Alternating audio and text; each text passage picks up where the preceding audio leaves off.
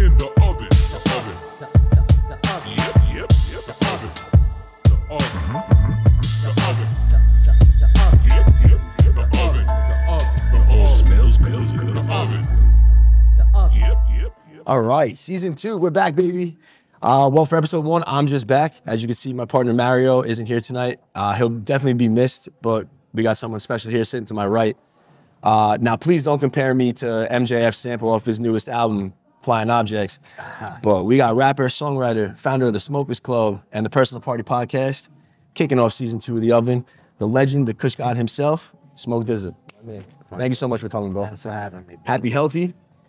Is it when is too long for us to be saying Happy New Year to each other? I mean, what is it like? It's like the first week of the year still. Right? Kinda. We're just Like first week junior. Okay, so We just 9 days in. You can all still right. do it. That works. So hey, we're here. We're here at we're gonna have a nice dinner or a late lunch at one of our favorite spots in New York City. We're at American Whiskey. They actually just dropped a new menu that we're hyped about. If you want some good foods before or after a game or a show at Madison Square Garden, this is your spot. There's so many drinks, so many drafts to choose from. I'm drinking the which one is this, Al? This is the third man. And what you got over there? I got Casamigos Reposado Niche. Can't lose with that. Can't lose with that. So hey man, 2023, 50. We celebrated 50 years of hip hop. We did. It's an honored man to be sitting next to a legend himself of the game. So I really appreciate you coming out. How was 2023, man? In a nutshell. It was good. I mean, it was I like to say all my my current years in this thing's been progressive. So yeah, I mean, I can't complain, but I can't lie to say that I'm not looking forward to just doing this shit. So last year was cool. You got big stuff coming up for 2024? I do that every year. You're right, I just like overhyping when it's like, this year's my year. Yeah. I was actually gonna ask. So it's funny because everyone always comes up and they're like, what's your New Year's resolution? Or like for me, I'm always sitting there. I'm like, I don't know if I have a New Year's resolution. I kind of just keep doing the same pushing myself. It doesn't matter if it's a New Year or the middle of June. You know what I mean? Right. Like, I mean, do you have any New Year's resolution? Are you into that kind of thing? Like, not really. I wouldn't call it a resolution. I would just say, I'm more aware. Okay. Of the message. I'm more intentional for what I want to do. Okay. So I would say if I did have to come with a resolution, it would be to be more intentional with everything that I do. I like that. From the business to the music to the message. Yeah. Everything is intentional. The business, the music, the message, man. That's it right there, man. You do a lot of different stuff. I know you're you're big into fashion and stuff too, right? You got anything coming for us second week in February? Well, I mean, I got something in the airwaves right now. Me and my brother Joe Fresh Goods. Okay. We did a hoodie. Yeah, we did a hoodie for the Flying Lotus project, Flying Objects. Oh, nice. So we got a Joe Fresh Goods, Smoke DZA, Flying Objects collab. I love that. Well, if you can't tell. Yeah, I see. I'm gonna need one in the double X when that Yeah, comes out. That's a fact. Yeah, I might got one for you in the crib. Bro, this is the first time I'm ever wearing this. I was like, this is gonna be a good day for me to wear this Smokers Club shirt. Did it right. And here we are. Did it's it like right. perfect. Did it right. So no, we're actually we're gonna be sponsoring an event during Fashion Week in February. We got Bijmak Cromartie. He just won Project Runway, the All-Star Season 20. We're gonna be sponsoring the show that he's doing out here in the city. You gotta come in. You gotta come hang out. I'll definitely come. There'll be a bunch of cool stuff going on over there. Yeah. That'll be a good show. My birthday is next month. I got a big show going on next month too. My 40th birthday party. 40th, come on. Yeah, man. Cheers to that, right? Yeah, let's cheers. 40 trips around the sun. Mm-hmm. Earth Plaza. The name of the party is 40 Never Looked This High. And I got a lot of my friends coming out. Yeah, I saw you tweeted the other day. It's at Urban Plaza, you said, right? I saw you tweeted putting together the biggest B-Day party ever. Is it February 3rd? Well, my actual birthday is February 8th. Okay. But we got February 3rd.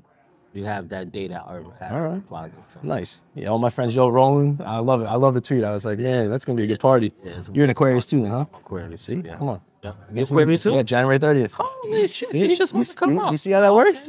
Yeah. Nice and easy, man. Mm-hmm. You ready for some appetizers? I'm ready. I'm ready to eat. I'm ready to do it. let's talk about what we're eating here first a little bit. We got that new menu from American Whiskey over here. I went with the barbecue wings. I stick to my roots. I'm doing barbecue wings. I'm doing grilled cheese for dinner.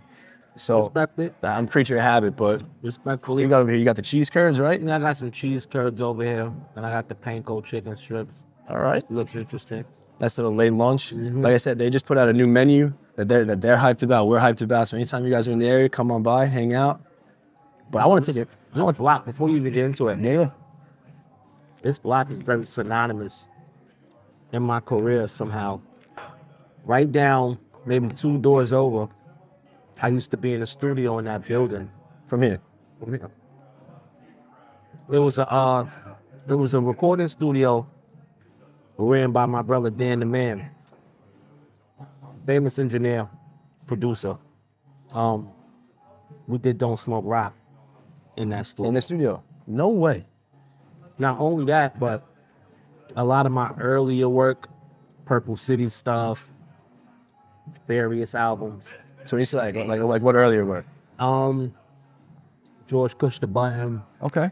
So you said like 2009, 2010, 2011 Even area? before that, I would say 2005, Oh man. 2004, working with Shice Bubs, early Purple City days, and then right directly next door is this massage parlor that I love. Right over here? Is it still here? It's very underground New York. You Okay. wouldn't even know unless you know. But yeah, American Whiskey is a good place to be. So that was Hell my yeah, new man. No, promotion I love that. for American Whiskey. When you put in the address, you're probably like, oh shit, I know exactly where I'm going. Yeah, I was like, oh shit, this is the block. This is the block. And where you coming from? You still live in I was Harlem? coming from uptown. Yeah, uptown? Nice. So you've been putting out music for what? It's gotta be 15, 20 years now at this point? Damn. Well, it's crazy when I put it like that, right? I mean, shit. Yeah. It's been a long time. So if you can, going back, what's the first album you bought? First album I bought was Doggy Style, Snoop Dogg. Snoop? Hell yeah. What year was Before that? I ever smoked weed, it was 93. And you bought that before you ever even smoked? Yeah, and it was a bootleg $3 cassette tape from 125th Street when we had nothing but vendors on 125th Street, where it was nothing but bootleg cassettes, bootleg T-shirts, bootleg hats. It was the home of the vendors Home of the vendors? on 125th Street. I remember Back in that day. I remember back in the day, like, we'd be sitting there getting our hair cut, and like guys would come in with the bootleg DVDs and stuff like that, bootleg VHSs. Yeah. Those are the days, man. Yeah. I still That have was like the fake like green Shrek VHS. You remember that back in the day? Remember that? That's funny. So can you name a particular song or an album, maybe that change your perspective on hip hop? Life After Death. Yeah, Life After Death.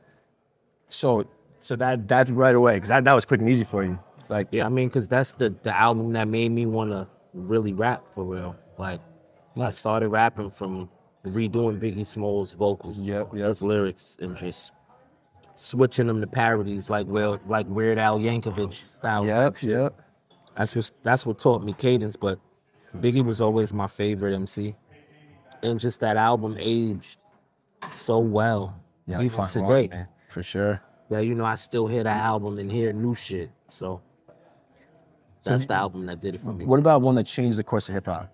Not for you, but for hip hop in general. I don't think I could speak for hip hop, Yeah. but I could only speak what changed for me, because people could say some things changed the landscape of hip hop, but personally didn't change anything how I looked at it. Okay, that makes sense. So,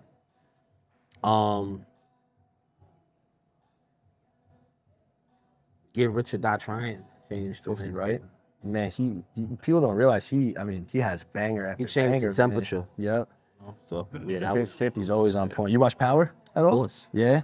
Big Power Universe, man. Man, Power Universe. Just talk to me about it. Any one I can get. Dude, so you're all caught up. I'm all caught up. Yo, because I want to talk about Joey Badass. And I don't want to spoil nothing for nobody, but It's not a spoiler. They got Unique out of here, man. They did my boy dirty. God, bro, Unique goes down in my book as one of my favorite, probably all-time characters in the show. He's right up there with Ghost for me. Yeah, Ghost was great. I mean, Tommy's awesome too. But Tommy's still going. So Yeah, Tommy's still going. Yeah, taking out Jamie St. Patrick, man, that was... a big move for the brand. Yeah, but it always seems like episode 5, they give it's you... always the cliffhanger. Yeah, they give you that, and then like I'm trying to watch it last Friday, and I'm putting it on HBO Max. I'm like, this shit, they skipped us. They skipped a week. making me wait another week. I'm like, Yeah. God damn. Yeah, next week we back. But I think you know, in order for the show to go where it needs to go storyline wise, even though I feel like they got him out of here too early in the season. Yeah.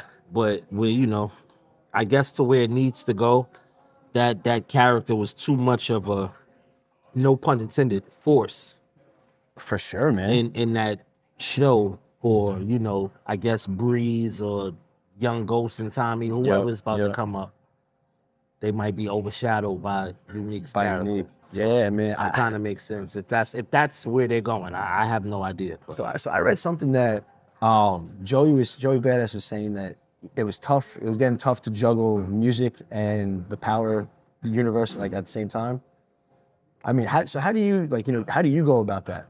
You know, when you have so many different things going on, like how do you square up and be like, hey, this is what I got to do. This is what I have to get done. I mean, it's hard. It's hard doing what you do and being a artist, right? For me, like we was talking about before the camera cut on, like, you know, I do a podcast too. Yep. Right. And the Private Party podcast. Yes, personal party. The personal party. It's all good. And it's hard to actually juggle both things and then be a father and be a business owner and have different conversations. So I could only imagine with that schedule of, you know, filming and shit like that. Yep. I think the last season we were on tour together when he was shooting for Power. Yeah. Luckily, our tour was only a week, so it wasn't like, you know, that much, but it still took him away. It was still, you know, ways they had to travel. Where was that tour at? Was that in Denver? No, we didn't hit Denver. We hit Lincoln, Nebraska. You guys always do that West Coast, man. Every time I see you guys drop a tour. It was like a Midwest swing. Like we was in Kansas City, Missouri. We did Bloomington, Illinois. We did, like, you know, a lot of middle America. Yeah. But it was with Joey, Wiz Khalifa, Burner. Yeah, Chevy Woods. So, you know, it's OG. What lineup that is. Yeah. It was a grown people tour, so that was cool. And those are all your boys going back. Yeah, it's all right. We've been on the road over 10 years, all of us. So it's like, you know. You got any crazy road stories you could share? When I say crazy road stories, I'm boring. Like I wish I could lie to you and tell you some incriminating shit. But I'm so boring. Like I'm the guy that goes back to the room and tell everybody go do your thing. You smoke up, you hang out. I might not even smoke. Yeah? I might just go to sleep. I'm bored. Okay. I'm boring. But it was one time that I remember on a Under the Influence tour, me, Wiz, well, let's just say me, Taylor Gang, ASAP, and Pro Era, because it was all of us. We all was together. Along with B.O.B., Trinidad James, it was a lot of us. We was in Toronto, we went to some club, and this is way before my Shroom intake. Okay. This is Wiz's first time on Shrooms. and I was the caretaker that night. So I had to make sure everybody was okay. You were the spotter for Wiz. I was the spotter. Okay, so you eat mushrooms now? I eat mushrooms. So isn't it funny, like... Last tour, actually, not to cut you off. No, continue. The last tour, I'm not even going to talk about Under the Influence. The last tour, me and Wiz did Shrooms every day. Every day was a mushroom trip. And it was a new trip when we was on tour. We wake up on the bus, we get into micro-dosing, we chill, we eat, we listen to old school shit. We're in the fucking dressing room, we're micro-dosing. I think one show I just kept teleporting from the stage to the crowd to the green room to catering. I just kept catering. I was just a teleporter. So, you know, I have a lot of fun. Oh, for sure. Those stories, but as far as the incriminating shit, I don't need no incriminating. I want all the fun stories, man. Boring as fuck. So is it tough, you know, when you're eating the mushrooms? Because it's funny, because, you know, the first time I'm a big microdoser, like you guys are talking about. If I'm gonna trip, you know, you eat an eighth and you really start feeling it. But the first time I did that, we had one of our buddies. I was playing baseball at Stony Brook, and one of our buddies was our spotter. And it got like 30 minutes in. I'm like, yo, I don't want him in this room no more. Like, it's bad energy. Yeah, it's like the spotter is like, for me, it was the like, spotter was bad energy. That's not it. I'm out of there. Yeah, he's asking me, like, you good? I'm like, yo, stop asking me if I'm good. Like, I think I'm good. Like, what the fuck? I think so. But yeah, let's talk about the Personal Party podcast a little bit though. You and your boy show Broadway, right? Mm-hmm. So tell us a little bit. You know, what's the game plan with that? Well, it's funny. I started to bring Show Broadway with me. I left him actually in the studio at the crib because we was doing some other work. But you know, podcast started with me and Show. That's one of my boys for a long time in life, and you know, I just wanted to have a platform that my friends can come tell their story to. Hell yeah, that's the best part, man. I wanted to control the narrative because you know, I think I've been in this long enough, and people trust me to sit with me because they know I'm not messy. Yep. It's a safe space that you can speak. And I just like to talk to my friends. That's why I named it Personal Party. Yeah. So it's like, you know, I'm just showing the world my personal relationships with certain people and us sharing a story. Sharing your personal stories too, which is cool. But, you know, we're also rebranding the brand, and we got some good news coming soon. Adding some people to the Personal Party set. Yeah. Okay. Yeah, it's nice, man. Cool. Podcasts are, you know, it's like you said, bringing your friends on, bringing people like, so for us, we bring on people, you know, like yourself that we're genuinely interested in. Like, we want to have a good homie conversation with you guys. You know, we always used to go back on when we were younger, we started smoking. Everybody like, oh, who's one historic figure you could sit down to dinner with, ask any question to? And I'd be sitting like, fuck. Well, I'm going to ask you that later, by the way. But, you know, we kind of took it and we were like, why don't we just, you know, because we have rappers, we have comedians, we have artists, like just a little bit. We had a mentalist come on. You probably know Devontae Rosero. I know Devontae. He had Mario. He's mind blowing. It's insane, isn't it? It's next level. He had Mario solve a Rubik's Cube, my co-host, under the table. Kid didn't even move it. He takes it out and we looked at it like, Mario almost fell off the table. We're like, what the hell is going on here? Like, Nuts. But that's kind of like, you know, that's the beauty of running the podcast. You kind of talk to people that, you know, you want to bring in. It's your platform. You're like, what's your end goal for it? Like, what's the vision? The vision is television, radio. Okay. You know, expanding there. I just every time shout out to Lord Sear, my brother Lord Sear on Shade 45, the sober mix now. But every time Lord Sear goes on vacation, they call me to man the ship. They allow me to go up there, and you know, this past December, I got to go up there for a week and run Personal Party radio. So it's like they always let me get my feet wet. Nice, bro. That's all. When I'm on the radio, so you know, that's a passion for me. I love doing it. I love, you know, dictating the music being played and having good guests come up, you know, and just having fun. So, for sure. Yeah, TV and radio is the next thing for Personal Party. The TV and radio is the way to go, man. We're in the space now where it's like everyone's like, oh, it's so saturated, but it's like it's not saturated for the right people. Yeah, like if you're putting out for the right people, you want people to see you and from behind the music, you know. It's a different experience. You gotta hit that bridge. Agreed. I think you guys are doing a great job. I've been watching the past couple of weeks. You guys have 300 episodes.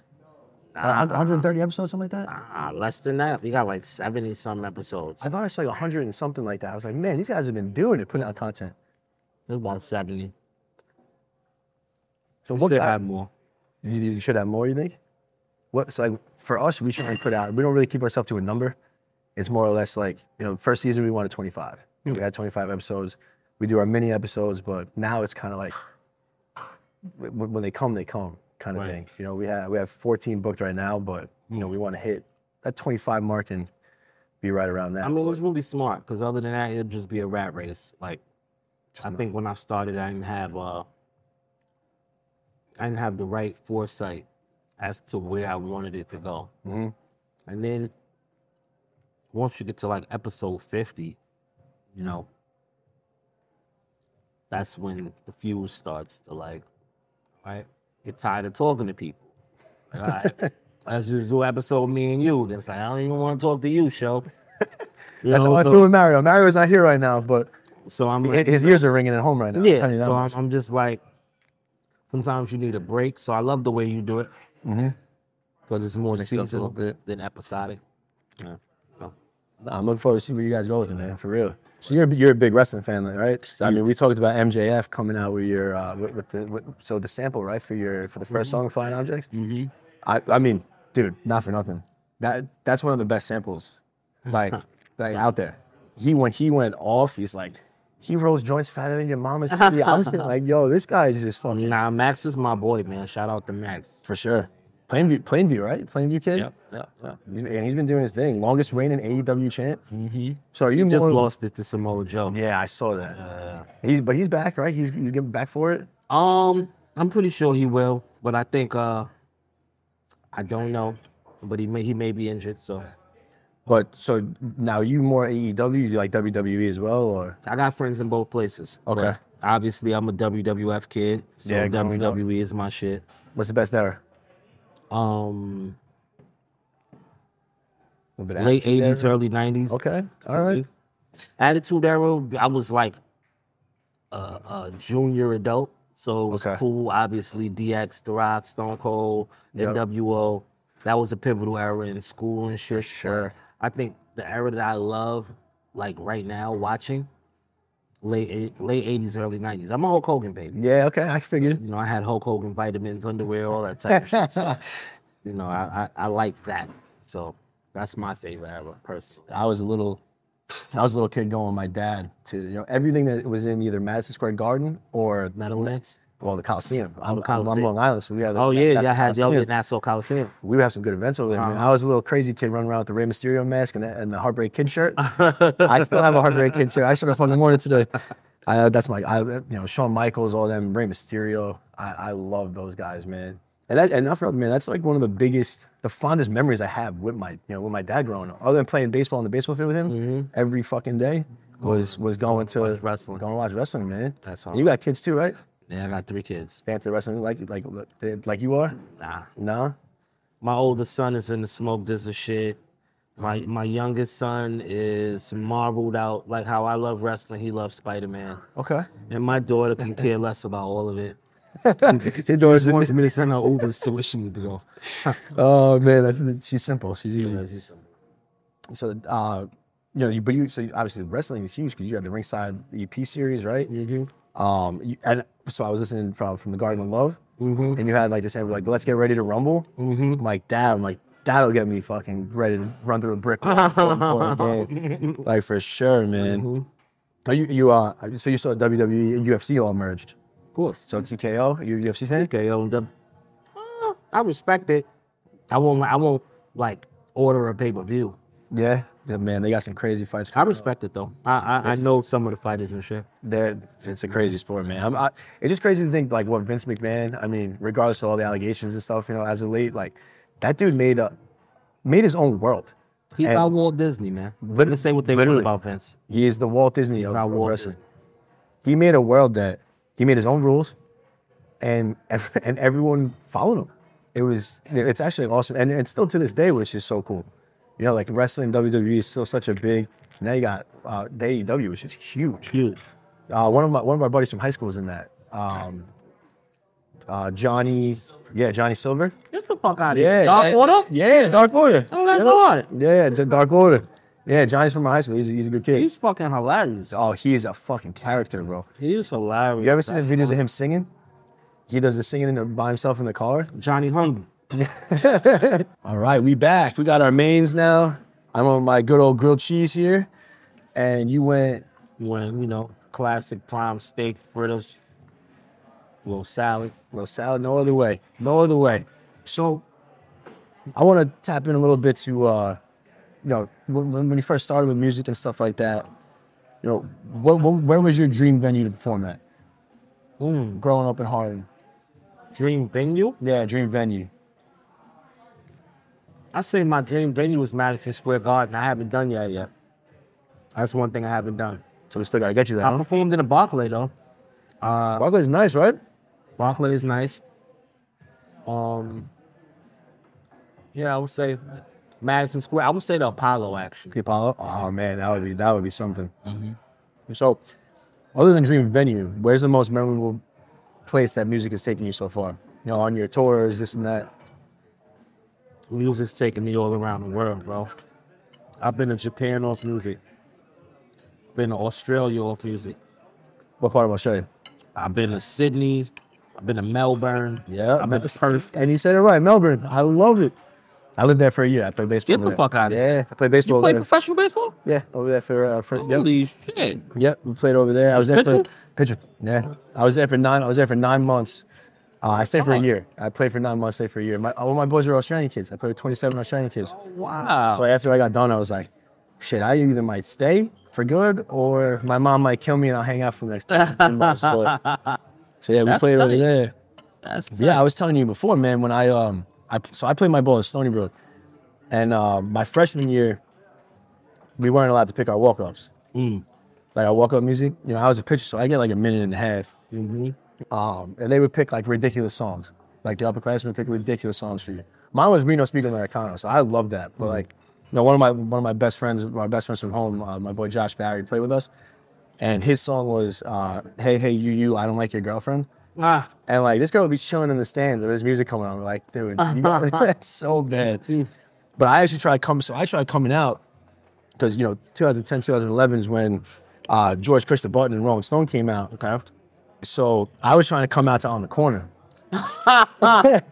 And it works out perfect, man. I'm a pitcher. I'm trying to hit the corner. That makes sense. And I had it through media, everything. And we did like a play-by-play over like the loudspeaker, like before we went out, like a couple days before the game. And they played that song. My coach looked at me and goes, I like it, but we can't use that. There's too many curses. And like, maybe we tried bleeping it out, and then It just sounds weird. it was the bleep. So I was like, but then he okayed. Like I came out to that year was Rick Ross. Which one? So Sophisticated. Okay. That's And he, cool. and he was good with that. But you guys had some some serious music, man, come out when I was like, from my college years. You know, it was like, you know, you had Wiz was huge. I mean, everyone's still big, but you know, you had Wiz, we had Mac Miller, you know, R.I.P. Kid Cudi in 2008 when he kind of like transformed himself. Like that was a big time in music for me, man. And then the song "For Loko" you came out with ASAP. Did you ever have like, so you came out with that when "For Loko" was actually real? That was like the real Four Lokos. You ever came out? I never drank a Four Loko before. No? I don't know. I just named it that because it was big. crazy at the time. Yeah. And it was just like, you know. What shit? So that was like prime time for us, like going out and like drinking, partying and stuff. Mm. You drink 2 Four Lokos, dude. You're a fucking madman. You drink one. So two? Right. God bless you. My freshman year, I'm pretty sure we were listening to this song too when we were partying. Nah. I would drink the red one. I drank a full red one, maybe two of them, and the girls' softball team made me take all my clothes off, and they alloyed me up because I was the color of the can. Oh my God. It made me so red. I still get like that sometimes when I drink like certain alcohols, but God. the Four Loko absolutely buried me. I love that you never drank one and named the song after it. If I'd have knew better, I would have got some money from them because I definitely promoted their shit for free. Are you kidding me? To us, for sure. That was easy for us. So I know, you know, we talked about you've been, you know, putting out music for 20 years. Do you have a favorite like project that you've worked on, or maybe like a most like, you know, one that hits home for you? Which one's like your baby? My baby is well, all of them is my babies. Okay. It's like, how could you choose a favorite kid? Yep. I would say the errors that I love the most will be how I would choose these projects. So George Kush the Bun was important for me because that was my introduction to my peers, so to speak. Okay. Like your coming out party almost? Even though I haven't known you for many years, right? We grew up together through the music. Yeah. So that was my time to make connections with people. That was my, you know, I got many people that say, this song helped me get through XYZ, right? Or this project helped me get through XYZ time period. And for me, you know, the listeners helped me get through it because if it wasn't interpreted the way that I was sharing it, then I probably would have stopped this shit a long time ago. Yeah. So George Push the Button filled that space at the time, and then I would say my magnum opus who's another one of my baby projects, is Don't Smoke Rock, because if you put that in a bookmark of my career, that was like when I started to make the turn. Okay. So that's when you felt like your turn was... Yeah, because I never signed a major record deal. Okay. But yet, I've been doing major label shit. For sure. On my own, and even sparring with major artists. Like, you came out to Rick Ross as your intro playing baseball. Yep. My single was with Rick Ross on Don't Smoke Rock. Yeah. So that helped me, I won't even say be a household name, because I still feel like I'm still being discovered. I'm a rookie every year. That's what Show says. I'm still being discovered, even though, it's like the ones that know, like, you never see a commercial for Bentley or Maybach. But you know it exists. Hey, 100%. Right?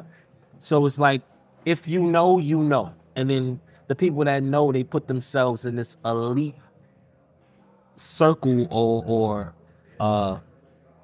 I want to say, like, space of genre of music. Like, if somebody told you they was a Smoke DZA fan, you would probably have a different conversation with them. From them saying that they're a Smoke DZA fan, right? Yeah. So it's like, my supporters are like, I feel like they're a niche club of high taste individuals. And not only because they like me, because most people that like me like other shit that's cool too. For sure. So it just shows your palette of taste and what you like. But so it was George Kish the Button, to answer that question, and Don't Smoke Rock. Those are my two favorite kids. Yeah. All right. I like that. So, we can go back to, you were talking about the genre of music and stuff. I can judge someone based on just them listening to you, listening to your people. You've called yourself a lifestyle rapper, right? I've heard that a couple times from you. What exactly does that mean to you? You're a lifestyle rapper. Because I have a general idea, but I want to hear it come from you. It's the same reason why people relate to me. Because I have to live it in order to pen it, to put it on wax. Like, I feel like, I never have writer's block because I live life. I love that. Right? So that's never my excuse. If I can't write, I'd be like, well, I need to go outside.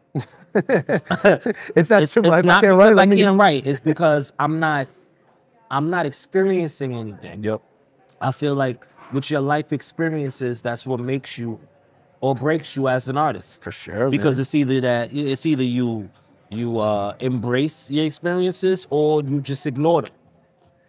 And then it's just, if you ignore something, then it becomes a footnote in your history because you're not even acknowledging it. Exactly. So for me, I could have had a great day or a horrible day.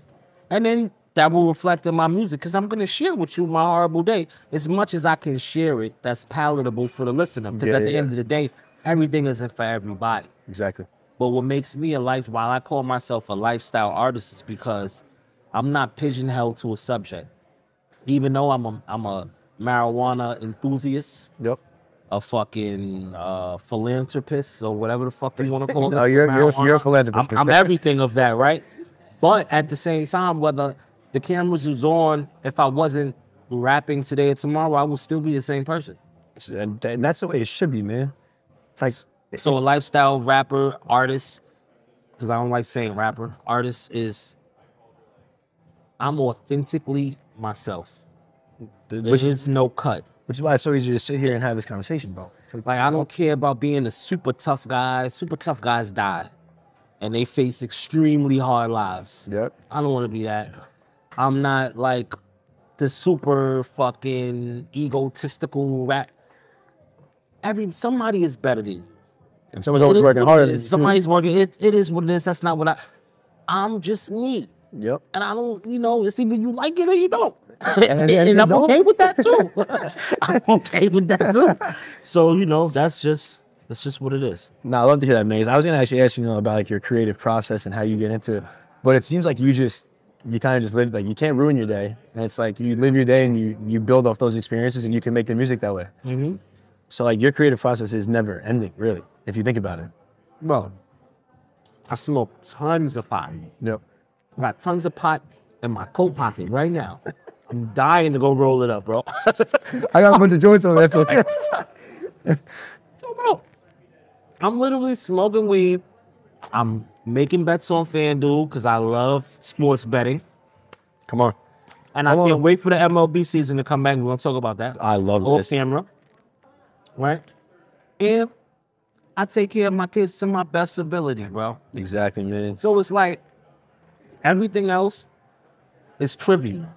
Exactly. Everything else is just outside the fan. You know, it's outside that That circle. shit is just why it just doesn't matter, bro. It's a lot of useless noise. Well, the thing is, it doesn't matter until you make it matter. You know, that's what a lot of people like will take that stuff and then it'll affect them. When you have like that wherewithal to sit there and be like, this means nothing in the long run. Why is it gonna ruin my day now? Why is it gonna ruin my day tomorrow? Like, Brother, that is that's the definition of energy. Like, if we cut that light breaker off over there, it's giving nothing to illuminate this room, right? Yeah. But the minute we break that breaker switch, we fucking, I can't, I'm not an electrician, but you take the positive fucking, the positive ion to the negative positive, ion, right? And then you put your hand on the wall. You don't even put the negative shit to the positive. You put your hand on the wall and you break that switch. Yep. You're feeding the positive energy to plug into the fucking wall. Exactly. But the minute you don't give it anything, you can't turn the lights on. Yeah. There's no energy. So that's what I do with life. I feed positive, and the negative shit is just negative shit. Exactly. It's just negative shit. It's pointless. It makes no money. It serves no purpose. It has no time, and especially when it's wasting your time. You know, that's a big thing for me. Like, Yeah. I was asked the other day what my biggest pet peeve was, and I might have spoke a little out of pocket. I didn't really give it like, you know, much of a crazy thought. Mario caught me off guard, but I think like really my biggest pet peeve is you wasted time. Yeah. You know, like you say you're doing something, Do it. Just do it. Like, stop Or talking not. about it. Yeah, or exactly, or not. Like, don't just fucking drag that. Like, Yeah. you just do it or Yeah. not. But you know, you're talking about, you know, you got a bunch of weed in your pocket. Let's talk about the Smokers Club for a little while, man. Because I don't know if you guys realize like, how big of a presence that has. Like, you know, because you're in it. You know, the Smokers Club for me, like when we were younger, when we first started this, like we were looking like, listen, like I said, I have hoodies that I didn't even take out of the fucking wrap. Crazy. You know, I like remember when we made that hoodie. So this was like, it had to be like 3 or 4 years ago. yeah, it's 2000. Yeah, 2000. And 2020. 22, yeah, 20. Oh, Sorry. you have me You too. knew what I meant. So how did this come about? You know, it's you, Johnny Shipes, and Shipes Bubs, yeah. So how'd you guys meet? How did that all start? Well, I met Johnny, I want to say the year 2000, since we're on the year 2000. So yes, I met Johnny the year 2000. I was doing a random rap battle that he was in charge of somehow. It was a fusion between basketball and rap, and the name of it was Slam from the Streets. okay. In the finals, it was me against Immortal Technique. Shout out to Immortal Technique. Shout out for sure. I love Tech. Shout out to Is Tech. this on video anywhere? It's on YouTube. It's on YouTube. After the battle, me and Shipes forged a friendship, and we never looked back.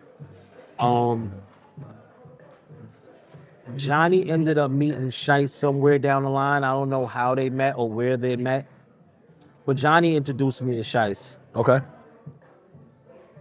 Like maybe like 04, 05 maybe.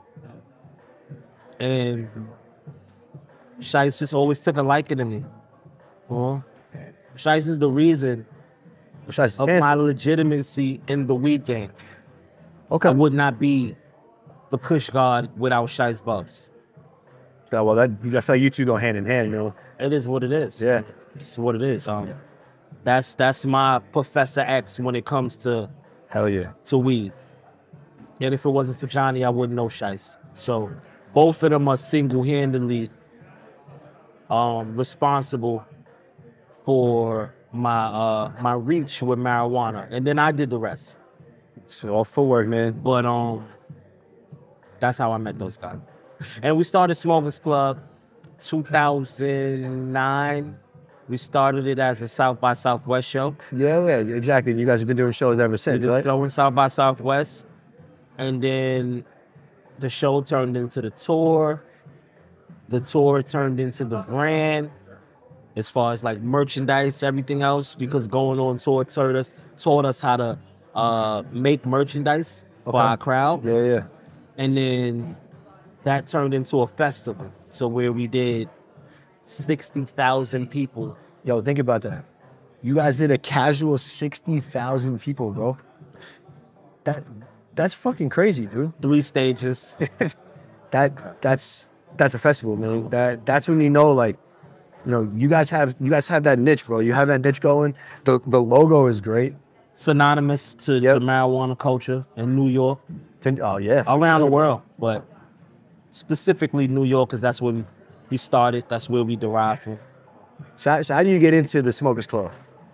How do you get in? Yeah, because like for those who don't know, like it's the brand itself. But well, it's for me personally, as if you're a Smoke DZA fan, you got in just because you're a Smoke DZA. It's nice and easy. So you understand the work and the progress. So I just finally to cut you off. The Suggs over there, like, I'm part of the Smokers Club. Come on, you know, nigga, we gonna burn one too. So you really need a part of it. But if you're a Smoke DZA fan, you're automatically Smokers Club, because I embody the culture of what Smokers Club is. Yep, exactly, man. Like this is the Smokers Club, right? This is the Smokers Club. That's it. Shit. I remember turning 20. I remember turning 30. And now I'm about to turn 40. And for my 40th celebration trip around the orbit, I never celebrate myself. It's just something I just don't do.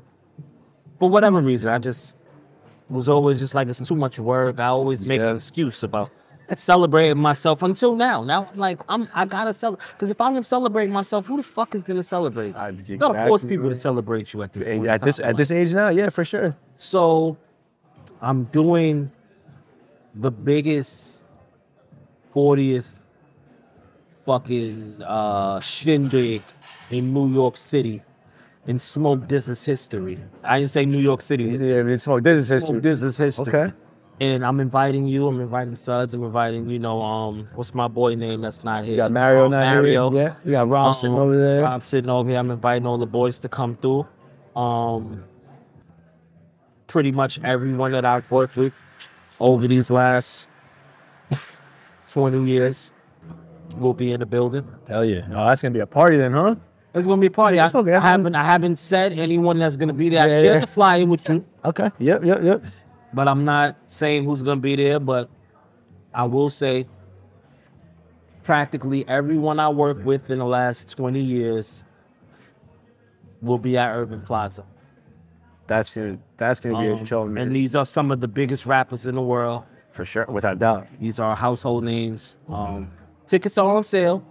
If you want to get your ticket now before they go on StubHub, and you got to buy them 3 times extra. Where can we get the tickets at now? Is it UrbanPlaza.com, LiveNation.com. Tickets are for sale. Smoke DZA 40 never looked this high. That's the name of my party.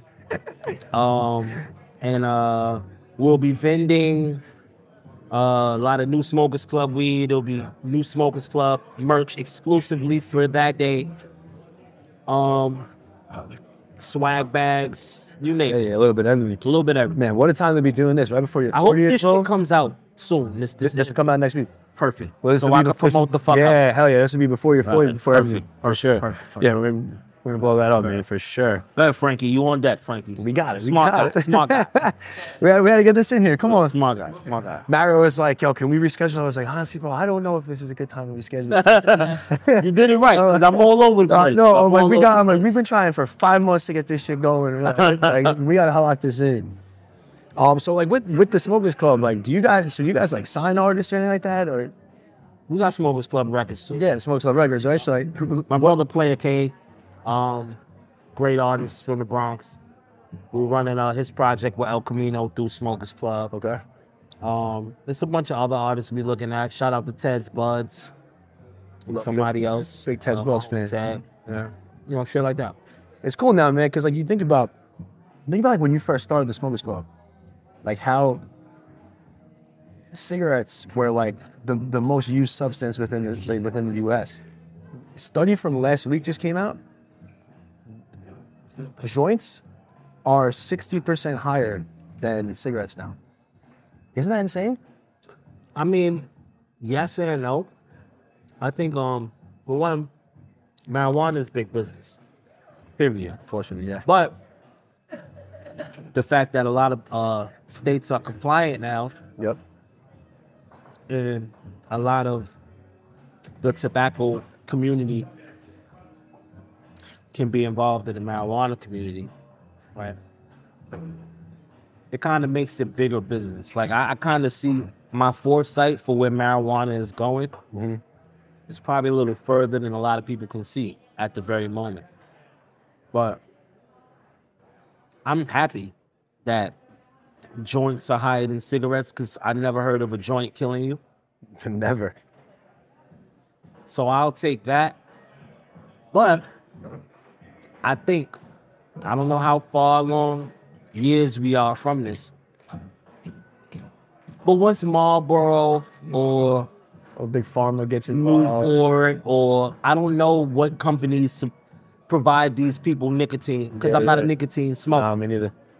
But the minute they can find a way to patent making a pack of Newport joints, Oh, it's game over. So like for me with New York, we were trying to get our license here with New York Pop or NYPD, all the edibles and stuff we got for you over there.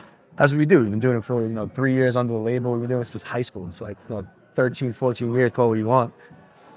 And just the licensing process was such a process in itself because all these big companies are coming up and buying all the real estate already. So it's like they're waiting for the time when New York is just going to crumble to those big businesses. Because this is the Mecca, man. This is the fucking Mecca. bro, every corner you go to is a smoke spot. At every corner. You can buy an eighth right here on the corner of 30th Street.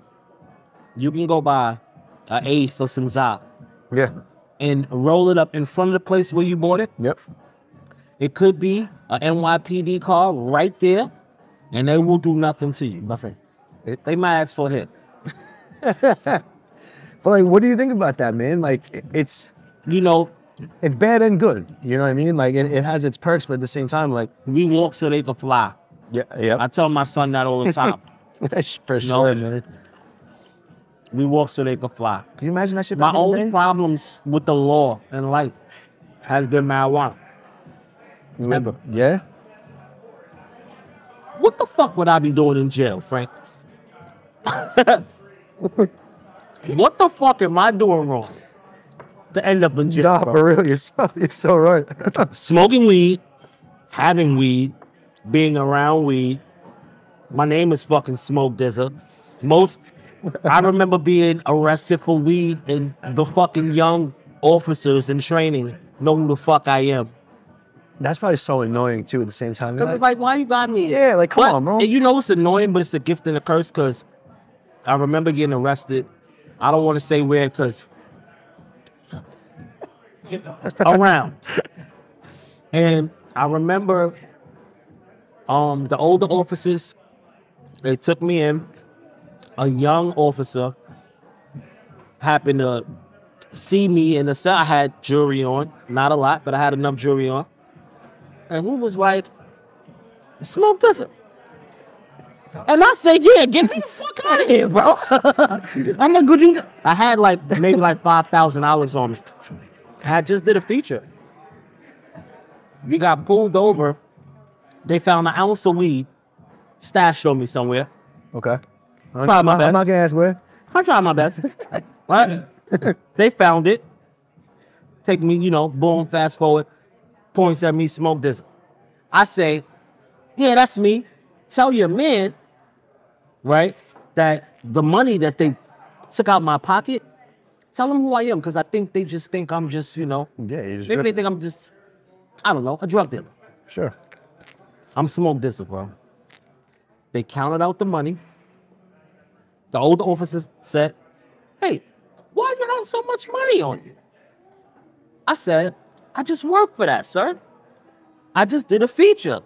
And I literally was leaving out of a studio doing the feature, so it wasn't bogus news. Yeah. I showed them. They gave me back my money. They kept the ounce of weed. A little, you know, keep the ounce of weed. But I got my $5 back, and they let me walk. Okay, so they didn't even bring it up, nothing. None. But I ended up having to go to court. Yeah, of yada course. yada. Yeah, nonsense. And then 2 or 3 years later, they ended up making weed legal. So everything just ended up getting squashed. so Gets just a waste of time. Yep. Anyway, but like I say, we walked so they can fly. 1,000,000%, man. You know, because we've been doing it now for like 12, 13 years, like I said. And like, we were just doing it in Long Island. It was a little different. We didn't even know about all the shows out here that started underground. But it's funny because like the hoops that you got to run, like jump through, are nuts. It's almost like we're looking to go out of state now. That's our move, going out of state. But so did you get high your first time? High as my motherfucking life, bro. Or something. High as shit. Everyone says you don't get high your first time. I'm like, they lying. I'm like, you smoking the wrong stuff. They You don't lying. get high the first time. I know everything nowadays is kind of like, you remember your first time smoking? I got high hope Arizona. When you don't have any of that shit in your system, and the first time you actually smoke and cough, I guess you don't. it doesn't matter if it's swag. If it's your first time, you're gonna get high. So yeah, my first time getting high was with my friends after high school, and they were already like sort of skilled smokers. They went, got whatever apparatuses they needed at the time, which was like Philly blunts, strawberry Phillies. Yeah. Purple haze was prevalent at the time. So was mango pina. So was beef and broccoli. Beef and broccoli. So beef and broccoli was the most generic weed that you can get back in the day, but it was literally Arizona and chocolate. So it was just 2 versions of mid. Yeah, mids.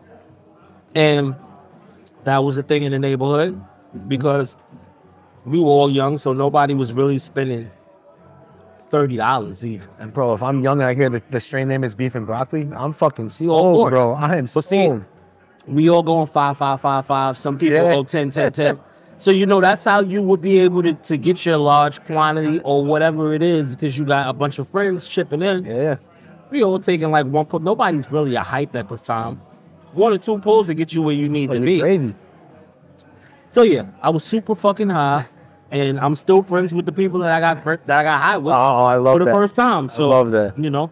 Keep it going. It's funny you say like throwing fives. I got in trouble my first day in college, like my freshman year. I had 2 strikes real quick, and one of them was because I couldn't get into my first class. I literally couldn't get, like to this day, Senk, if you're watching this, I couldn't get into this building, bro.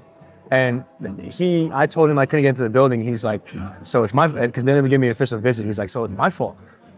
And I'm like, no. I'm like, dude, I didn't say that. But on my BBM back in the day, I had my BBM status, so it's missed my first day of college credits, not present. Who's got 5s? My coach lost his mind. He's like, what does 5s mean? And I'm sitting like, I can't tell you what 5s means, man, because that's gonna be 3rd strike, and I'm gonna be out. But that's what it was. It was back in the days. Like my dad would give me $20 thinking I'm going to like get my hair cut, and I'd be like, 15 for the haircut, 5 for the weed. that's it. Ration that out. Oh man.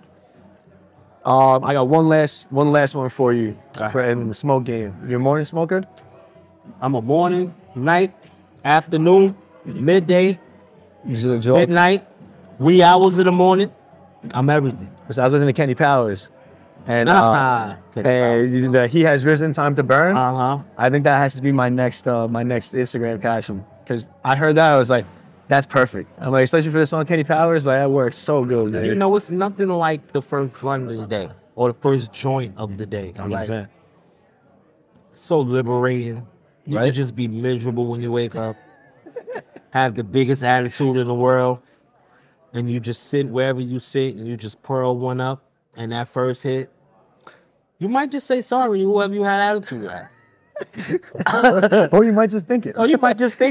But either way, you have a better attitude, and it's like, They get you started correctly. Yeah. Get you started. Get you ready to work. Yeah. You join or blunt?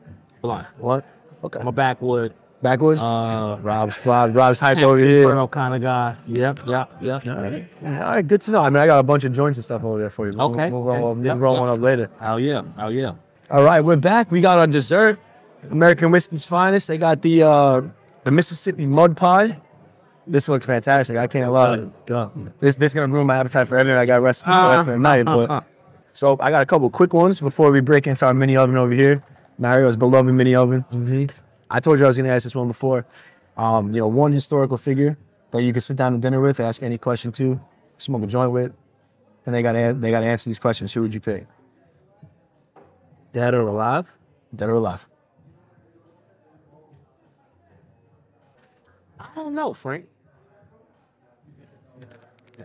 You know, We've had guys say. blessed to sit with a lot of people, man. For sure.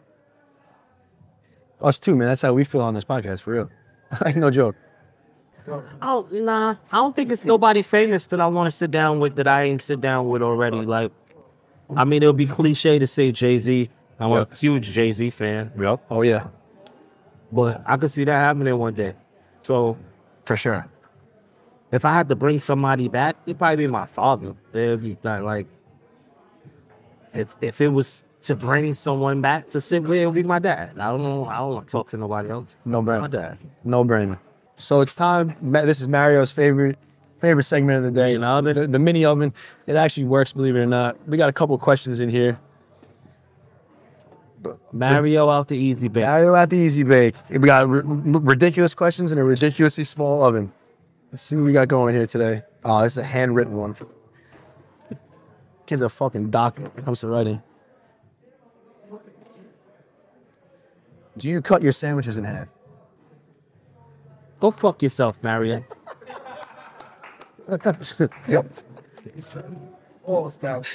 Yo. And that's not even the worst that comes out of this fucking thing. I'm not kidding. I'm leaving. We're leaving it off at that, man. Season 2, episode 1. We got the legend himself, Smoke DZA. Bro, seriously, man, thank you so much for coming. Frank, come on, man. Thanks for Before we head out, let everyone know where they can find you at. You can find me on Instagram at Smoke DZA, Smoke DZA. Twitter, Smoke DZA. I'm a Rolex guy on TikTok, but I'm on there too.